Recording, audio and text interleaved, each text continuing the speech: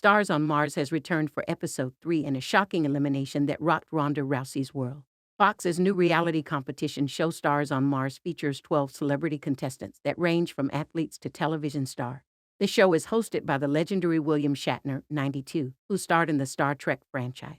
This week's challenge was a doozy, and several of the stars had a difficult time completing the mission. During the episode, it was clear that Ronda, 36, and NFL star Richard Sherman, 35, had grown close while living in the Mars simulation. Unfortunately, Richard wanted to leave more than Ronda wanted him to stay. At the beginning of the episode, he admitted that he was having a hard time except for when he's working out and hanging out with Ronda. During the challenge, Portia Williams said she saw him mentally leave the base. Tinashe was awarded the honor of being the mission commander who is in charge of the mission and has a strong sway over who is sent home. When it came down to the last two contestants, Richard and Marshawn Lynch, 37, most of the contestants agreed to send Richard home. Marshawn gave his reasons as to why he should stay, and Richard practically resigned from the competition. Ronda clearly wanted Richard to stay, but he already made his decision and Tinashe confirmed it. After Richard's dismissal was announced, Ronda was visibly upset, and she yelled, "I'm so mad at you," through the door when she said goodbye. Then, she stormed off away from the crowd with tears in her eyes. Actress Ariel Winter said, "It was an incredibly tough decision." Ronda was really upset. "I totally understand where she's coming from when you have people in the house that you feel like you can't continue without."